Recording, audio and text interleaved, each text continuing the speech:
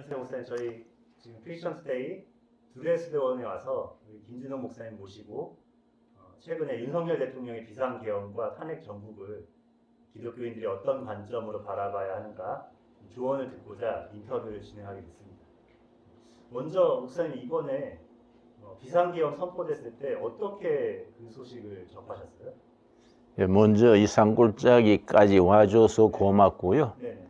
10월 3일이 계엄 발표된 날이거든요. 12월 3일. 예. 12월 3일.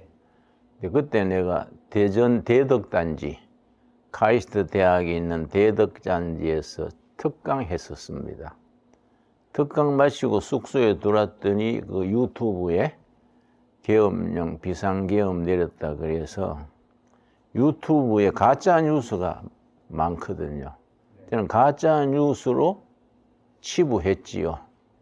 그러고 이제 잤는데 다음날 아침에 일어나니까 진짜 계엄령 내렸고. 그래도 맘 편히 주무셨네요. 네. 그날 밤잠 못 잔 사람들 많던데요. 전혀 나는 그 가짜 뉴스로 알지 뭐 그 사실로 받아들이겠습니까?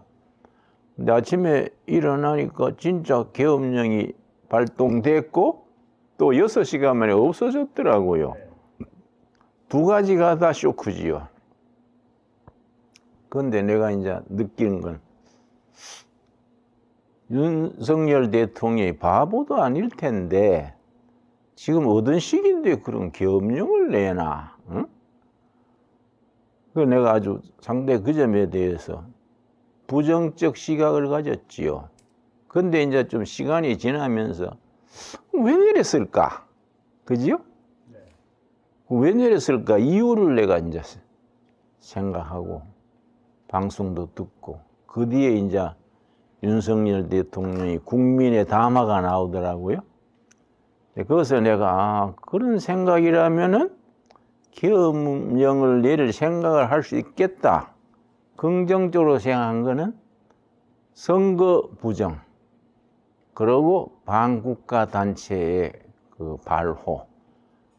그 두 가지는 내가 그런 것을 뿌리 뽑기 위해서는 계엄령이라는 조치를 낼 수도 있겠다. 그래도 계엄령을 내려가지고 뭐 군사 동원해서 뭐 강력하게 한 것도 아니고 아주 부드럽게 시작할 때나 마칠 때나 소프트 랜딩 했잖아요. 네. 그래서 그 과정을 참 잘 치렀다 생각하고 지금은 계엄령 내린 걸 찬성은 안 하지만은 이해는 합니다. 예. 이제 윤 대통령이 담화문을 통해서 네. 이제 좀 전에도 말씀하셨지만 계엄 이유에 대해서 이제 반국가 세력의 이제 최대 전복 기도 네. 그리고 선관위의 부정 문제 예. 그리고 또 한 가지 좀 거대 야당에 의한 예. 국정마비 예. 뭐 이런 것들을 얘기했는데 좀 이 사안들에 대해서 목사님 개인적인 견해는 좀 어떠실까요? 거대 야당의 국정마비는 정치력으로 풀어나가야 될 사항이라 생각하고 그것 때문에 뭐 계엄령 내릴 정도는 아니라고 생각을 하고 나는 반국가 단체의 그런 일종의 횡포고 그 마른 땅에 물이 스며들듯이 우리 사회 각계각층의 반국가 단체에 뿌리를 내리고 있지요. 그것도 탁월한 전략으로 국민적 공감대를 가지고 풀어나가는 것이 그건 좋을 것이다. 그런데 내가 주목하는 것은 선거 부정이지요. 이건 우리 자유민주주의 체제를 지키는 핵심이 선거거든요. 대한민국 헌법 제1조는 대한민국은 민주공화국이다. 제2조가 중요합니다. 대한민국의 주권은 국민으로부터 나온다. 그럼 대한민국 국민이 주권을 어떻게 행사합니까? 선거라고요, 선거. 그러니까 헌법 제2조에 등장할 만큼 선거란 거는 자유민주주의 체제의 기초입니다. 그런데 그 선거위원회가 헌법기관이 돼가지고 대통령도 마음대로 못 하더라고요. 그런데 선거 부정에 대한 논의는 계속 있어 왔어요.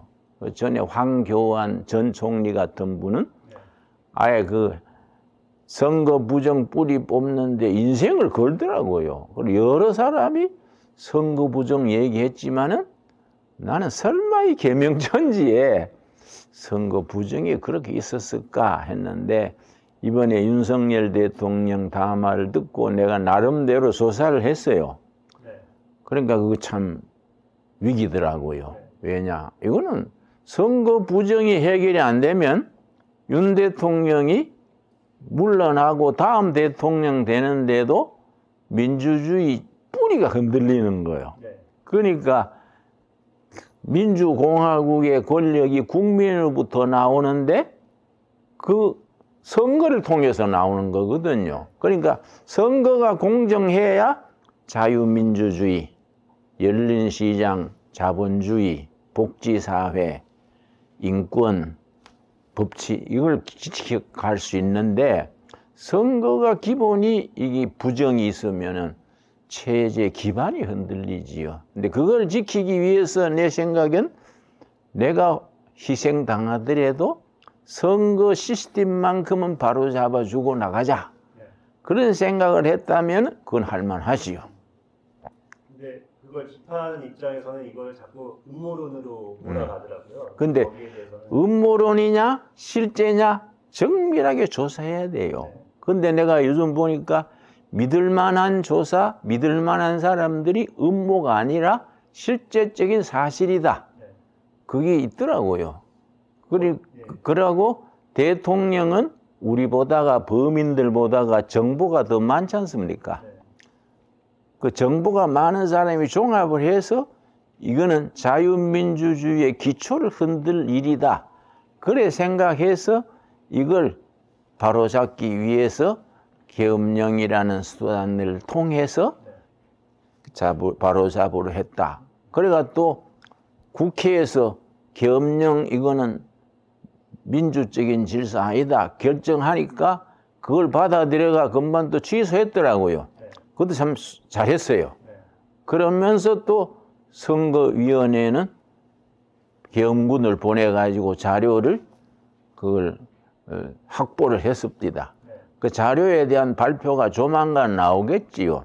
그러면 국민들이 왕장 여기 잘했다 못했다 하지 말고 그 자료가 나오도록 기다려야 돼요. 뭐 그게 뭐 오래 걸리진 않을 것 같은데요. 네. 그러고 믿을 만한 기관을 새로 만들든지 여야 합의를 하든지 또 국민들까지 참여해서 우리 선거위원회 하나의 선거 시스템이나 그 과정이 부정이 있냐 없냐 철저히 조사해야 됩니다. 그게 윤석열 대통령 계엄령 조치를 긍정할 수 있는 핵심이라고 생각합니다. 그게 아닌데 자기가 헛소문에 그래 했으면은 그거는 처벌 받아야 되지요. 나는 계엄령 반대 처음에 했지만은 더 반대하는 거는 탄핵입니다. 탄핵. 이건 탄핵할 문제가 아니라야지. 자꾸 내란 그러는데 그거는 대통령의 고유 권한에 속하는 권력 행사지 내란은 아니지요. 그걸 가지고 야권 쪽에서 또 시민들의 일부도 내란죄다 하는 것은 그거는 문제의 본질을 다른 면으로 확대시켜서 문제의 본질을 가리우는 거라고 생각합니다. 그러니까 이게 내란이다 아니다 이런 말 하기 전에 선거 부정이 실제냐 아니냐 그거에 대한 검토 조사 그게 앞서야 된다고 생각합니다. 네. 객관적으로 확실하게 사실로 드러난 거는 선관위 운영에 좀 여러 가지 부정도 있었고 허술한 면도 있었더라고요. 그런 것들은 분명히 사실로 드러났고 그렇다면 과연 그런 선관위가 선거 관리는 투명하고 깨끗하게 했느냐 이 부분은 말씀하신 대로 좀 확실하게 검증해야 될 필요가 있지 않나. 이거는 네. 국력을 기울여서 조사해야 됩니다. 네. 그러고 뭐 한 당에서 할 문제가 아니고 여야, 지방 모든 걸 초월해서 범국민적 위원회가 구성돼서 선거 부정에 대한 철저한 과학적인 조사를 해야 됩니다. 그거 없이 뭐 내란이다, 뭐 탄핵이다 하는 것은 나라의 기틀을 흔드는 좋지 않는 행태다 생각합니다. 그러니까 말씀하신 대로 이게 민주주의의 근본에 대한 문제인데 그럼요. 그거를 사실관계를 가려보자는 거 아니에요? 그렇죠. 사실관계를 가리자는 말 자체도 굉장히 좀 부정적으로 반응하는 사람들이 많아서 그걸 왜 부정적으로 받아들이는 이유가 이상하지 네, 않습니까? 그러니까요. 민주주의의 근본에 대한 대통령이 제기하자면 자기의 자리를 건 거 아닙니까? 네.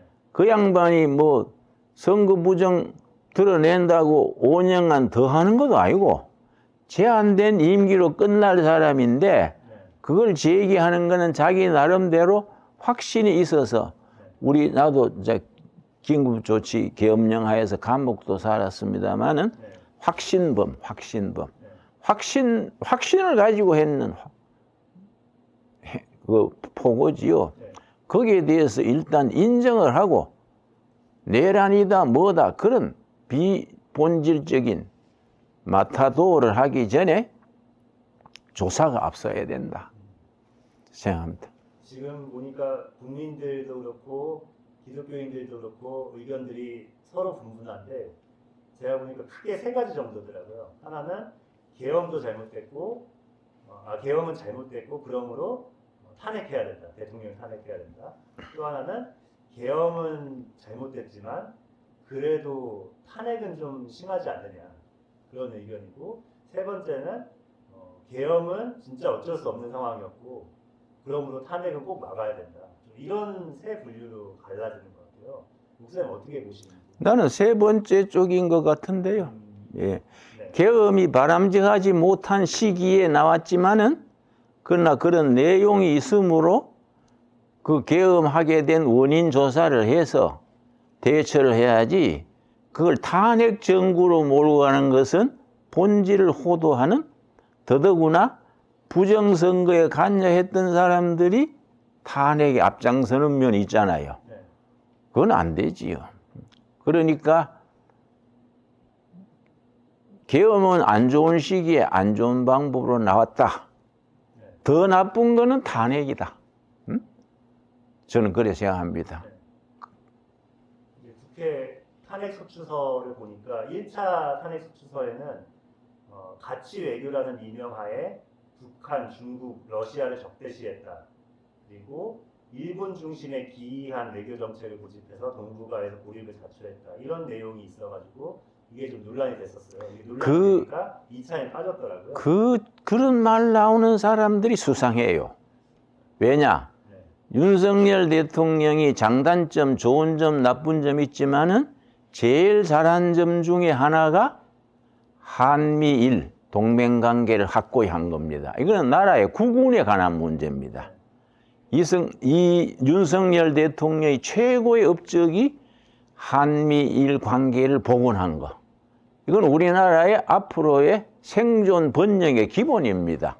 근데 그러고 우리가 친북, 친중 이거를 우리가 견제한다는 거는 이거는 대통령으로서 최고의 업적입니다. 그런데 그걸 가지고 일본에 뭐 기이할 정도로 진하게 했다? 그 사람 자체가 수상한 사람이야. 그 사람은 정말 이 난국의 나라를 좀 삐뚤게 보는 사람이 아닌가 그런 생각 듭니다. 아마 윤석열 대통령이 담화문에서 표현하기를 반국가 세력이라고 표현하는 사람들이 아닐까 싶기도 한데요. 이제 한 가지 또 생각난 부분이 이번에 야당에서 간첩법 개정을 동의를 안 해줬잖아요. 처음에 동의를 했다가 마지막에 입장을 바꾸고 또 이제 이런 반국가 세력에 대한 비판이 나올 때마다 또 한쪽에서는 이제 철진한 색깔론이다 이런 전형적인 답변들을 하는데 좀 그런 부분에 대해서 어떻게 보시나요? 철진한 색깔론이라고 말하는 자체 그 사람의 배경을 좀 조사를 할 필요가 있어요. 네? 우리 일반 국민의 수준에서 뭐 여다, 야다, 지역이다 이걸 떠나서 그 사람이 왜 그런 말을 하는가? 그러면 우리나라 간첩을 용인하자는 겁니까? 간첩이 있어도 좋다는 겁니까?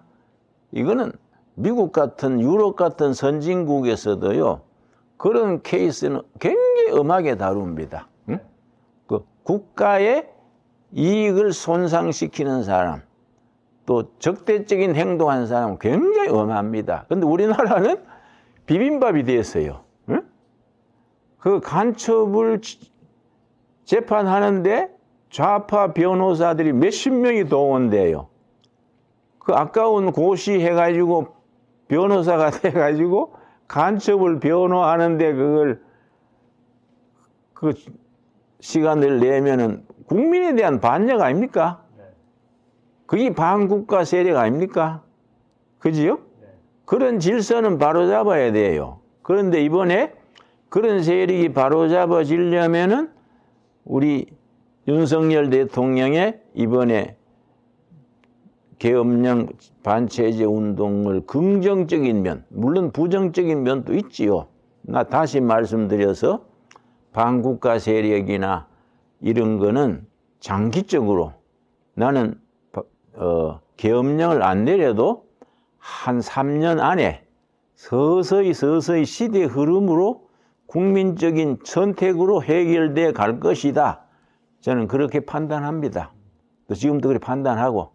그러나 이번에 계엄령 사태로 인해서 더 이게 현안 문제로 떠오르고 그 인정하는 사람과 반대하는 사람 간의 치열한 갈등이 두드러진 거지요. 예. 차제에 문제가 터졌으니만큼 철저히 뿌리를 뽑아야 되는 것이 국가 이익이다 생각합니다. 지금 이제 현 정권이 탄생하는 데 있어서 이제 목사님께서 지난 대선을 앞두시고 이제 정권 교체라는 제목의 굉장히 강력한 설교를 하시고 이제 그것도 이제 하나의 모멘텀이 돼서 이제 그야말로 진짜 정권 교체가 이루어지는데 이제 하나의 또 기여를 하셨는데 그래서 상당히 더 관심을 가지고 또 이제 애정을 가지고 정권이 운영돼 오는 모습을 지켜보셨을 것 같아요. 그래서 이번 계엄이 있기 이전까지의 좀 윤석열 정권의 평가를 어떻게 하시는지. 윤석열 정권의 약점들은 좀 소소한 문제고 뭐 자기 마누라 싸고 돈 거 뭐 이런 거 그 좀 경상도 말로 구질구질한 문제지. 그러나 그 사람의 상대 장점이 있어요. 아까 말했듯이 한미일 동맹 체제를 굳건히 한 거.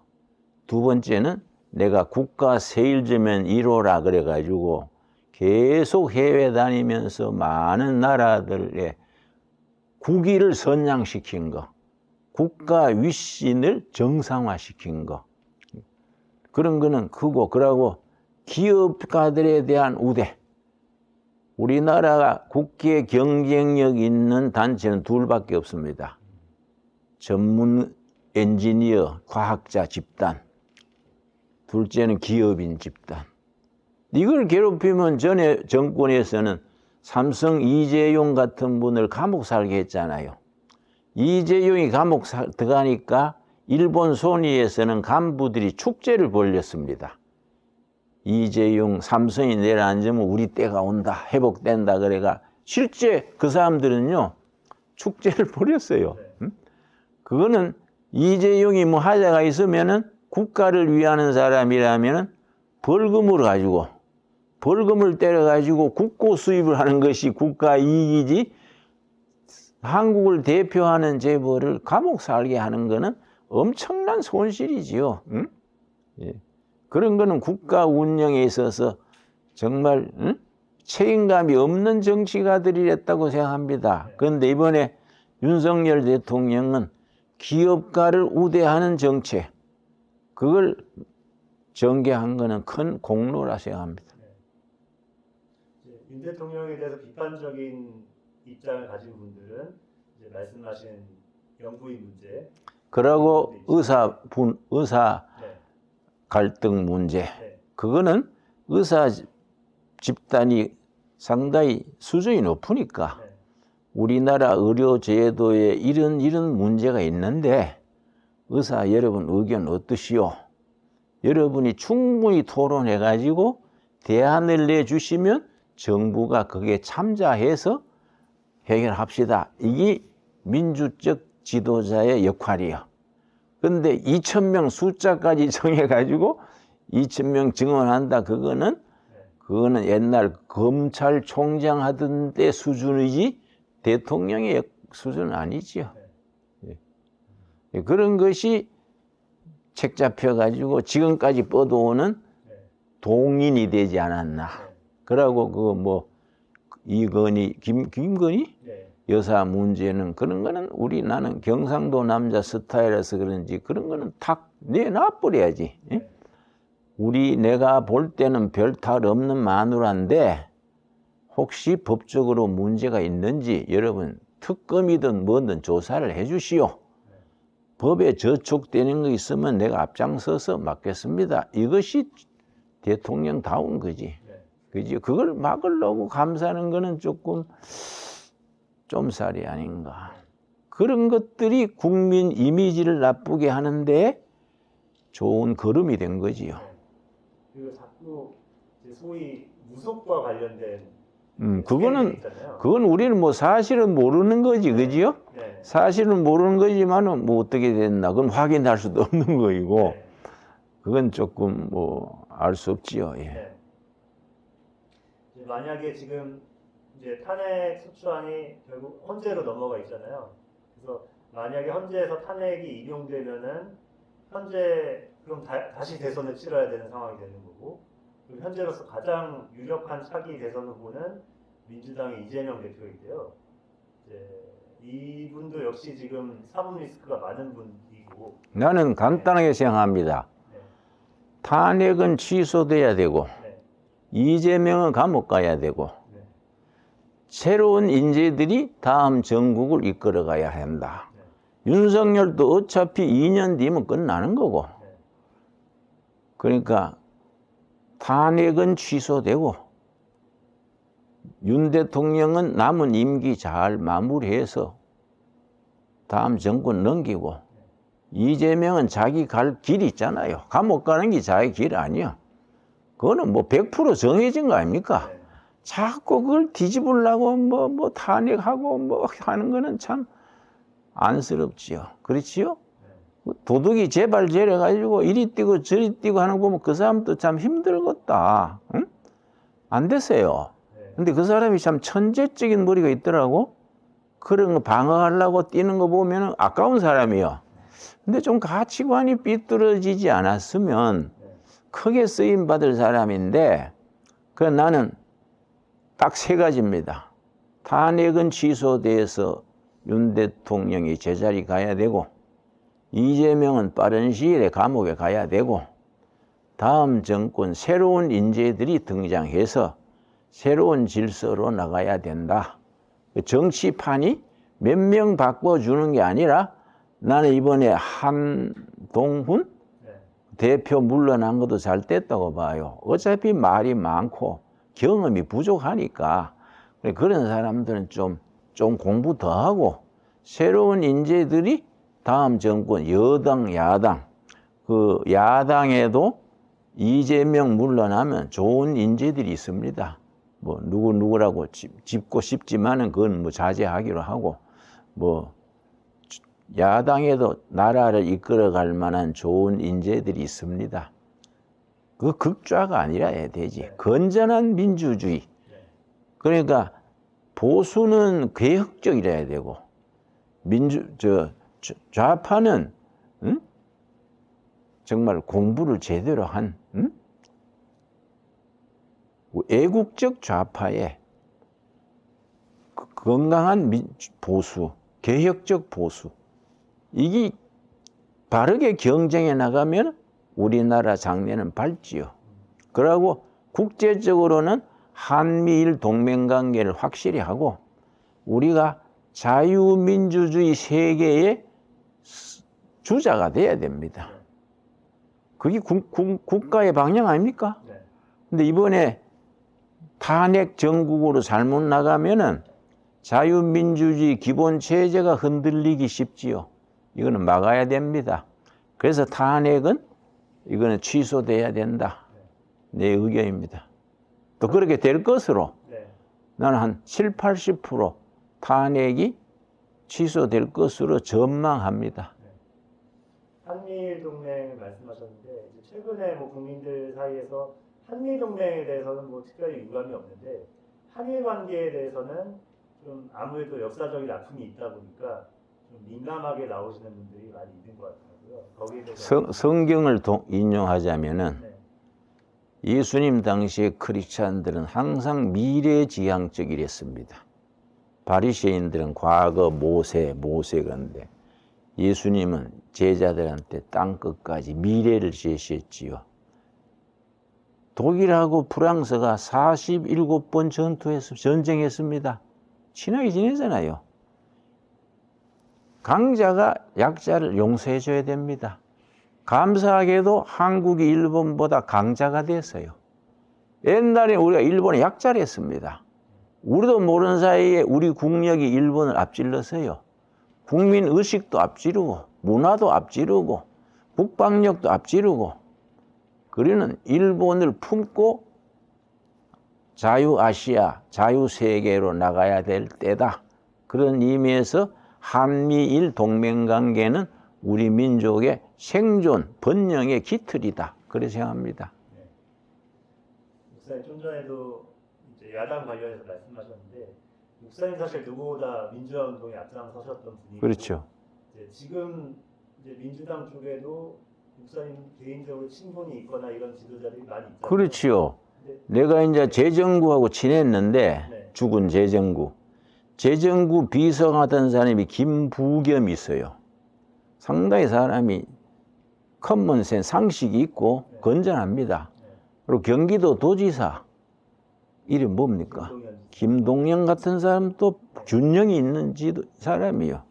그런 사람이 있고 뭐 여당에는 말할 것 없이 나는 뭐 절대적으로 김문수 지지니까. 네. 내가 김문수가 경기도 지사 출마할 때 후원회 회장이 됐습니다. 네. 김문수는 국가 간이 투철하고 또 좌파 운동권 출신이기 때문에 좌익 공산주의 국내의 뭐 간첩 좌익 세력에 대해서 또 민주노총 이런 거에 대해서 어떻게 대처해야 될지 손바닥처럼 들여다보고 있습니다. 그런 지도자가 있고 또 서울시장 오세훈 시장이라든지 뭐 또 저 제주도 지사하던 원희룡 같은 사람 정말 스마트한 지도자들입니다. 우리 보수 우파에 다행스러운 것은 다음번 주자들이 아주 믿음직한 주자들이 한 4, 5명 있어요. 굉장히 또 좌파에 비해서 우수합니다. 그런데 좌익 세력은 이재명에 너무 매달려서요. 이재명이 사라지고 나면은 좌익이 굉장히 약해지지 않는가. 그건 국가적인 손실이지요. 네. 이재명 개인에 매달리는 것은 국가적인 손실 아닙니까? 네. 감옥 가야 될 전과자 붙들고 나라 장래를 도모한다는 것은 네. 그 사람이 대통령 돼가 세계 무대에 내놓을 수 있습니까? 그건 안 돼요. 중국이나 북한은 좋아하겠지요. 네. 응? 뭐 러시아도 찬성할지도 모르지요. 네. 그러나 자유세계에서는 그 사람이 대통령으로 인정받기 어렵습니다. 되더라도 또 나는 100% 안 될 걸로 믿고. 지금 어떤 분이 댓글을 올려주신 걸 보니까 이화영 씨가 대북 송금 관련해서 징역 7년 8개월 2심 선고가 나왔네요. 그러니까 네. 나는 서두에 네. 윤석열 대통령이 계엄령을 내더라도 너무 빨리 냈다. 한 3개월쯤 후에 이재명이 그 형이 확정된 뒤에 냈으면 좋지 않았을까. 왜냐? 지금 어정쩡한 시기에 내니까 이재명이 찬스를 노릴 수 있는 시간을 얻는 거예요. 네. 그래가 지금 뭐 전력 투구지요. 죽겜 살기로 설치지요. 네. 그 내란은 아니잖아요. 내란이. 그렇지 않습니까? 네. 야당이 그런 걸 냈으면 내란이지. 네. 대통령이 국가 사정을 보고 계엄령 냈는데 내란에 가면 안 되지. 그건 언어남용이지. 예. 이제 한국 현대사에서 이제 계엄령이 총 17번 있었더라고요. 예, 비상계엄은 그 중에서 12번 정도 그렇게 있었는데 보니까 다 목사님 생애 안에 있었던 일이에요. 예, 나는 직접 겪으신 것도 있으신가요? 해방되기 전 4년 전에 네. 1941년에 태어나서 지금 내가 83세입니다. 질풍노도의 시대를 한가운데 살아왔지요. 네. 거기 나가 또 성직자지만은 정치범으로 징역도 살고 뭐 민주화 운동도 하고 김영삼 대표, 김대중 대표 뒤에 따라다니기도 하고 네. 뭐 박정희 규탄도 하고 참 험한 세월을 보냈지만은 내 결론은 이 나라가 되겠다. 네. 이 나라는 되는 방향, 큰 흐름으로 네.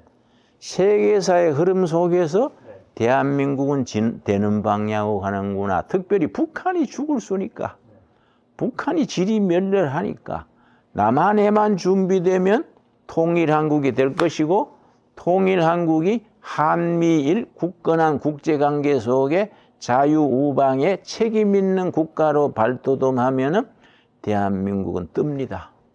아주 세계의 5등 안에 들어가는 강력한 국가가 됩니다. 네. 제가 여쭤보고 싶었던 거는 목사님께서 직접 역사의 현장에서 계엄령을 겪었던 에피소드가 있으신지, 체험담이 있으신지. 그거야 내가 1974년, 75년 계엄령으로 인해서 징역을 살면서 감옥 안에서 내가 성경 읽다가 성령 받았어요. 네. 그러니까 내가 성직자로서 데모하다가 감옥 왔으니까 데모에 대해서 생각할 거 아닙니까? 그때가 이제 박정희 정권인데. 박정희 유신 말기에 그때는 뭐 데모하면 사형까지 한다 할 때요. 그러면은 내 생각에 일반 국민은 데모하다가 사형 당하면 안 되니까 네. 우리 성직자는 뭐 사형 당해도 천국 가지 않냐. 네. 성직자들이 데모하자. 네. 그래서 데모 앞장섰는데 네. 예, 군사재판에 15년형 받고 정보부에서 2달간 조사받고 네. 형을 살았는데 그때 내가 옥중에서 정치범 독방에서 성령 받았어요. 말씀을 통해서. 그러고 나니까 역사를 보는 안목이 달라지더라고요. 응? 흘러가는 이런 역사 속에서 변하지 않는 하나님의 역사는 무엇일까? 네. 그런 점에서 내가 좀 거듭난 안목이 생겼지요. 그 뒤로 내가 이제 일선 데모 안 하고 네. 공동체 운동. 그래서 성경 읽다가 고린도전서 2장 4절 성령의 데모를 해라 나와요. 고린도전서 2장 4절 성령의 데모를 해라. 성령의 데모가 뭘까? 진리의 영이신 성령을 따라 진리로 사는 것, 삶의 데모를 하자. 크리스찬들이 이런 시국에 진실로 사는 삶의 모습을 삶으로 구현하는 데 신경 써야 돼요. 그래서 윤 대통령의 긴급사안 계엄령도 진실 쪽에서 나온 거냐? 응? 자기 권력 연장을 위해서 마누라 감싸기 위해서 생존을 위해 나온 거냐? 그걸 판단해야지요. 난 그런 점에서 밝은 면이 있다 생각하는 겁니다. 이걸 제가 여쭤본 이유가 뭐냐면 이제 이번 계엄을 비판하시는 분들이 하는 이야기 중에 하나가 이 계엄이라는 게 얼마나 무시무시한 건데 이걸 옹호할 수가 있느냐. 그리고 진짜 예전에 군사정권 때 계엄을 겪었던 분들은 이번 계엄을 겪으면서 그때 트라우마가 되살아나가지고 얼마나 고통을 겪고 있는지 아느냐 이런 얘기를 하더라고요. 그게 아니고 네. 그때 계엄은 정권 수호를 위한 계엄이고 네. 지금 계엄은 민주 질서 안에서 네. 부분적인 잘못된 걸 바로잡자는 계엄이니까 강도가 다르지요. 네. 이번 계엄을 누가 그렇게 심각하게 느낍니까? 응? 그 헌병 그 계엄군 한 1000여 명 동원됐다가 총에 실탄도 없었다면서. 네. 그러고 모여든 시민들한테 질서 지키면서 네. 잘했잖아요. 네. 그러니까 한국이 민주주의 사회가 됐다는 증거지요. 예. 그 범위 안에서 계엄을 했으니까 네. 뭐 괜찮지요. 예. 네, 실제 국민들의 일상생활에 어떤 예. 영향은 전혀 없었죠. 전혀 없었다가 또 국회에서 찬성하든 안 하든 의결해 주니까 6시간 만에 그걸 받아들여서 해제했잖아요. 네.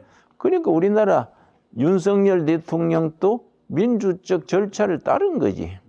네. 그러나 계엄령 내린 자체는 대통령의 고유 권한입니다. 네. 그걸 가지고 내 라인 안에 가는 사람들은 조금 과잉 반응이지요.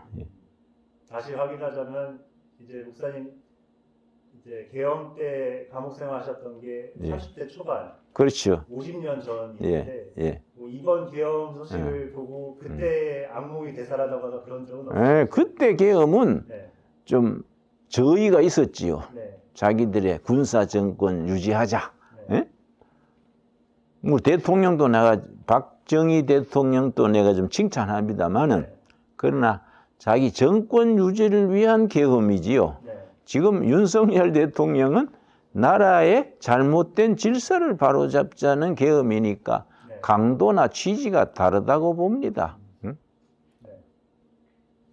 지금 이제 탄핵 관련해서 이제 국민 여론이 들끓으면서 예. 이제 탄핵을 막으려고 하는 시민들과 기독교인들이 이제 특히 광화문이나 여러 여기저기 모여가지고 시위를 벌이거나 기도를 하고 있는데 추운 날씨 속에서 그분들한테 격려와 조언의 말씀을 해주신다면. 크리스찬으로서 데모하고 항의하는 게 아니라 네.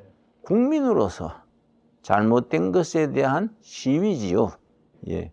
그 중에는 크리스찬 아닌 분도 있더라고요. 불교 신자도 참여하더라고요. 국민으로서 이거는 계엄이야. 탄핵이 아니다. 거기에 대해서 이 추운 날씨에 그 사람 애국자 아닙니까? 그지요?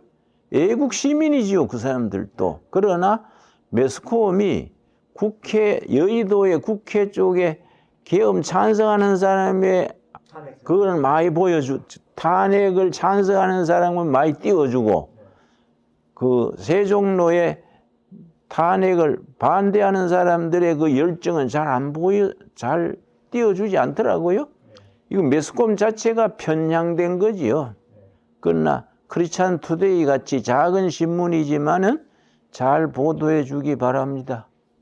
알겠습니다. 이번 시국이, 이번 정국이 좀 어떻게 마무리되기를 바라시고 또 전망을 하시는지. 나는 아까 말씀드렸듯이 세 가지입니다. 계엄은 탄핵은 취소되고 대통령이 복귀하는 거.